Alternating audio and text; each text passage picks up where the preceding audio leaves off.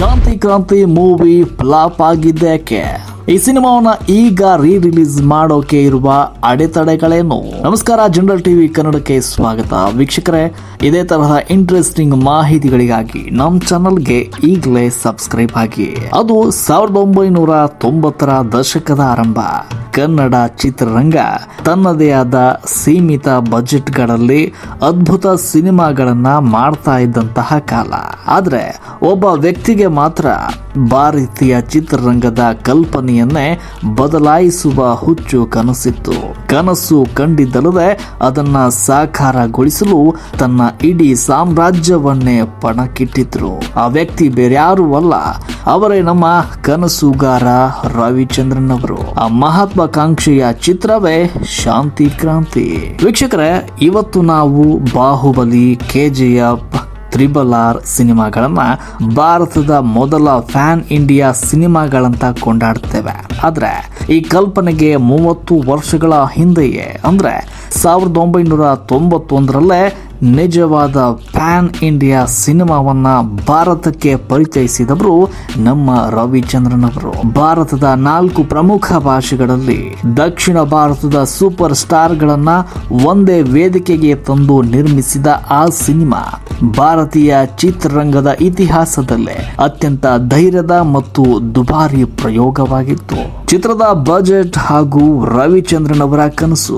ಈ ಸಿನಿಮಾದ ಬಜೆಟ್ ಎಷ್ಟಿತ್ತು? 1991ರಲ್ಲಿ ಒಂದು ಸಾಮಾನ್ಯ ಕನ್ನಡ ಚಿತ್ರದ ಬಜೆಟ್ 30ರಿಂದ 50 ಲಕ್ಷ ರೂಪಾಯಿಗಳಾಗಿದ್ರೆ ಒಂದು ದೊಡ್ಡ ಬಜೆಟ್ ಸಿನಿಮಾ 1 ಕೋಟಿ ದಾಟ್ತಾನೆ ಇರಲಿಲ್ಲ. ಆದ್ರೆ ರವಿಚಂದ್ರನ್ ಅವರು ಶಾಂತಿ ಕ್ರಾಂತಿ ಸಿನಿಮಾಕ್ಕಾಗಿ ಖರ್ಚು ಮಾಡಿದ್ದು 10 ಕೋಟಿಗೂ ಅಧಿಕ ರೂಪಾಯಿಗಳು. ಇವತ್ತಿನ ಹಣದುಬ್ಬರ ಹಾಗೂ ಮೌಲ್ಯಕ್ಕೆ ಹೋಲಿಸಿದ್ರೆ ಇದು ಈಗ ಸುಮಾರು 250ರಿಂದ 300 ಕೋಟಿ ರೂಪಾಯಿಗಳಿಗೆ ಸಮನಾಗುತ್ತೆ.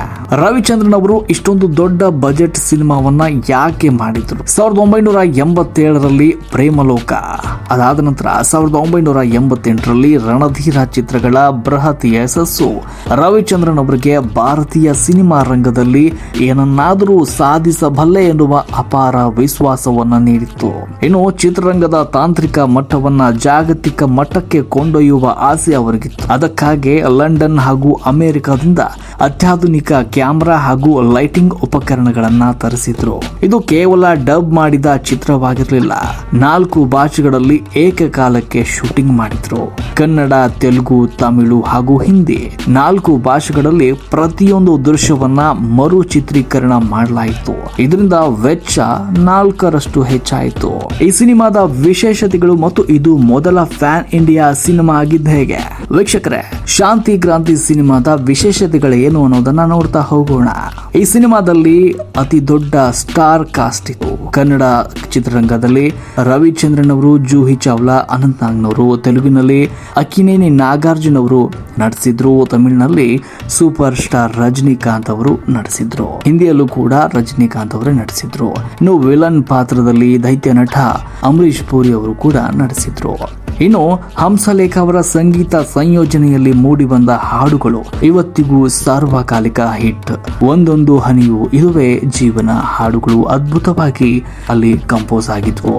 ಇನ್ನು ಸಾಮಾಜಿಕ ಸಂದೇಶ ನೀಡುವಂತಹ ಕಥೆ ಇದಾಗಿದೆ. ಅಂಗಾಂಗ ಕಳ್ಳ ಸಾಗಣೆ ಮತ್ತು ಮಕ್ಕಳ ಅಪಹರಣದಂತಹ ಗಂಭೀರ ವಿಷಯವನ್ನ ಆಧರಿಸಿ ಈ ಒಂದು ಕಥಾವಸ್ತು ಹೊಂದಿತ್ತು. ಬೆಂಗಳೂರಿನ ಅರಮನೆ ಮೈದಾನದಲ್ಲಿ ಕೋಟಿಗಟ್ಟಲೆ ವೆಚ್ಚದಲ್ಲಿ ಬೃಹತ್ ಸೆಟ್ ಗಳನ್ನು ಹಾಕಲಾಗಿದೆ. ಇನ್ನು ಈ ಸಾಂಕೇತಿಕವಾಗಿ ಮತ್ತು ತಾಂತ್ರಿಕವಾಗಿ ಶಾಂತಿ ಕ್ರಾಂತಿ ಭಾರತದ ಮೊದಲ ಫ್ಯಾನ್ ಇಂಡಿಯಾ ಸಿನಿಮಾ ಅಂತಾನೆ ಹೇಳ್ಬೋದು. ಇವತ್ತು ಪ್ರಾದೇಶಿಕ ಭಾಷೆಯ ಚಿತ್ರವನ್ನ ಬೇರೆ ಬೇರೆ ಭಾಷೆಗಳಿಗೆ ಡಬ್ಬಿಂಗ್ ಮಾಡಿ ಬಿಡುಗಡೆ ಮಾಡೋದನ್ನ ನಾವು ಫ್ಯಾನ್ ಇಂಡಿಯಾ ಅಂತ ಕರೀತಾ ಇದ್ದೇವೆ. ಆದ್ರೆ ರವಿಚಂದ್ರನ್ ಅವರು ಪ್ರತಿಯೊಂದು ಭಾಷೆಯ ಪ್ರೇಕ್ಷಕರಿಗೂ ಅವರದೇ ಸ್ಥಳೀಯ ನಟರೊಂದಿಗೆ ನೇರ ಅನುಭವ ಸಿಗಲಿ ಎನ್ನುವಂತಹ ಉದ್ದೇಶದಿಂದ ಪ್ರತಿಯೊಂದು ದೃಶ್ಯವನ್ನ 4 ಭಾಷೆಗಳಲ್ಲಿ ಪ್ರತ್ಯೇಕವಾಗಿ ಶೂಟ್ ಅನ್ನ ಮಾಡಿದ್ರು. ಇದು ಭಾರತೀಯ ಸಿನಿಮಾ ಇತಿಹಾಸದಲ್ಲಿ ಅಭೂತಪೂರ್ವ ಯತ್ನವಾಗಿತ್ತು. ದೊಡ್ಡ ದೊಡ್ಡ ನಟರಿದ್ರು ಈ ಸಿನಿಮಾ ಯಾಕೆ ಫ್ಲಾಪ್ ಆಯ್ತು? ವೀಕ್ಷಕರೇ, 1991ರ ಪ್ರೇಕ್ಷಕರು ರವಿಚಂದ್ರನ್ ಅವರಿಂದ ಪ್ರೇಮಲೋಕ ಮಾದರಿಯ ರೊಮ್ಯಾಂಟಿಕ್ ಹಾಗೂ ಮ್ಯೂಸಿಕಲ್ ಸಿನಿಮಾಗಳನ್ನ ನಿರೀಕ್ಷೆ ಮಾಡ್ತಾ ಇದ್ರು. ಆದ್ರೆ ಶಾಂತಿ ಕ್ರಾಂತಿಯಲ್ಲಿ ಗಂಭೀರ ಸಾಮಾಜಿಕ ಕಥಾವಸ್ತು ಹಾಗೂ ಅಂಗಾಂಗ ದಂಧೆಯಂತಹ ಕ್ರೈಮ್ ವಿಷಯವಿತ್ತು. ಅವಾಗ ಈ ಜನರಿಗೆ ಈ ಕತೆ ಇಷ್ಟವಾಗಿರಲಿಲ್ಲ.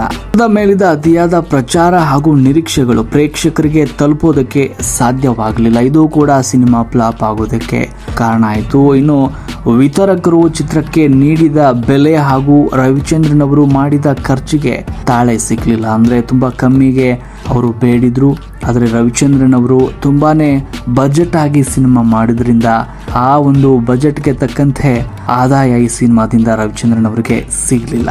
ಈ ಚಿತ್ರ ಆರಂಭಿಕ ದಿನಗಳಲ್ಲಿ ಭಾರಿ ಕಲೆಕ್ಷನ್ ಮಾಡ್ತು, ಆದರೆ ಕೌಂಟರ್ಗಳಲ್ಲಿ ದೀರ್ಘಕಾಲ ಓಡೋದಕ್ಕೆ ಸಾಧ್ಯವಾಗಲಿಲ್ಲ. ಕರ್ನಾಟಕದ ಪ್ರಮುಖ ನಗರಗಳಲ್ಲಿ 50ರಿಂದ 75 ದಿನಗಳ ಕಾಲ ಸಿನಿಮಾ ಓಡಿತು ಎನ್ನಲಾಗಿದೆ. ಚಿತ್ರಕ್ಕೆ ಮಾಡಿದ ಭಾರಿ ಬಜೆಟ್ ಅನ್ನ ಮರುಗಳಿಸಲು ಸಾಧ್ಯವಾಗಲಿಲ್ಲ. ಇದರಿಂದ ರವಿಚಂದ್ರನ್ ಅವರು ತೀವ್ರ ಆರ್ಥಿಕ ಸಂಕಷ್ಟಕ್ಕೆ ಈಡಾದ್ರು ಅಂತ ಹೇಳಲಾಗುತ್ತೆ. ಈ ಶಾಂತಿ ಕ್ರಾಂತಿ ಸಿನಿಮಾವನ್ನ ಇವಾಗ ನಾವು ರಿಲೀಸ್ ಮಾಡಬೇಕಾದ್ರೆ ಏನೆಲ್ಲ ತಯಾರಿಗಳು ಬೇಕು ಅನ್ನೋದ್ರ ಬಗ್ಗೆ ನೋಡ್ತಾ ಹೋದ್ರೆ, ಇವತ್ತಿನ ತಂತ್ರಜ್ಞಾನಕ್ಕೆ ತಕ್ಕಂತೆ ಶಾಂತಿ ಕ್ರಾಂತಿಯನ್ನ ಮರು ಬಿಡುಗಡೆ ಮಾಡುವುದು ಸಣ್ಣ ವಿಷಯ ಅಲ್ಲ. ಅದಕ್ಕೆ ತುಂಬಾನೇ ಹಂತಗಳಿವೆ.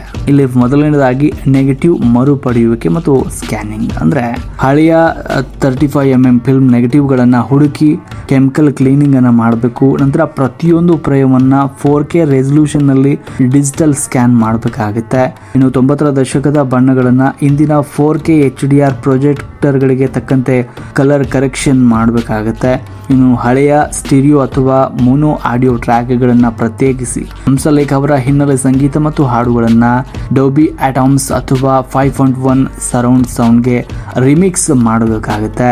ಇನ್ನು ಫಿಲ್ಮ್ ನಲ್ಲಿರುವ ಗೆರೆಗಳನ್ನ ಅಂದ್ರೆ ಸ್ಕ್ರಾಚಸ್ ಗಳನ್ನ, ಧೂಳು ಮತ್ತು ಹಾನಿಗೊಳಗಾದ ಭಾಗಗಳನ್ನ ಡಿಜಿಟಲ್ ಆಗಿ ಸರಿಪಡಿಸಬೇಕಾಗತ್ತೆ. ರಿಲೀಸ್ಗೆ ತಗುಲುವ ವೆಚ್ಚದ ಬಗ್ಗೆ ನೋಡೋದಾದ್ರೆ ಇಲ್ಲಿ 4K ಫಿಲ್ಮ್ ಸ್ಕ್ಯಾನಿಂಗ್ ಮತ್ತು ರಿಸ್ಟೋರೇಷನ್ ಮಾಡೋದಕ್ಕೆ ಸುಮಾರು 25ರಿಂದ 35 ಲಕ್ಷ ರೂಪಾಯಿ ಖರ್ಚಾಗಬಹುದು. ಕಲರ್ ಗ್ರೇಡಿಂಗ್ ಮಾಡೋದಕ್ಕೆ 15ರಿಂದ 20 ಲಕ್ಷ ರೂಪಾಯಿ ಖರ್ಚಾಗಬಹುದು. ಡಾಲ್ಬಿ ಅಟ್ಮಾಸ್ ಆಡಿಯೋ ಮಿಕ್ಸಿಂಗ್ ಮಾಡೋದಕ್ಕೆ 15ರಿಂದ 25 ಲಕ್ಷ ರೂಪಾಯಿ ಖರ್ಚಾಗುತ್ತೆ. ಪೋಸ್ಟರ್ಗಳು ಮತ್ತು ಟ್ರೈಲರ್ ಮಾರ್ಕೆಟಿಂಗ್ ಇವೆಲ್ಲ ಸೇರಿದ್ರೆ 30ರಿಂದ 50 ಲಕ್ಷ ರೂಪಾಯಿ ಖರ್ಚಾಗುತ್ತೆ. ಇನ್ನು ಥಿಯೇಟರ್ ವಿತರಣೆ ಮತ್ತು ಪ್ರಮೋಷನ್ಗೆ ಸುಮಾರು 30ರಿಂದ 40 ಲಕ್ಷ ರೂಪಾಯಿ ಖರ್ಚಾಗುತ್ತೆ. ಇಲ್ಲಿ ನಾವು ನೋಡೋದ್ರೆ ಒಟ್ಟು ಅಂದಾಜು ವೆಚ್ಚವನ್ನು ನೋಡೋದಾದ್ರೆ ಸುಮಾರು 2ರಿಂದ 3 ಕೋಟಿ ರೂಪಾಯಿ ರಿಲೀಸ್ಗೆ ಅಮೌಂಟ್ ಬೇಕಾಗುತ್ತೆ. ಇಂದು ಶಾಂತಿ ಕ್ರಾಂತಿ ಚಿತ್ರವನ್ನು ಅಂತಾರಾಷ್ಟ್ರೀಯ ಮಟ್ಟದ ಗುಣಮಟ್ಟದಲ್ಲಿ ರಿಲೀಸ್ ಮಾಡುವುದಕ್ಕೆ ಕನಿಷ್ಠ 2.5ರಿಂದ 3 ಕೋಟಿ ಅಗತ್ಯ ಇದೆ.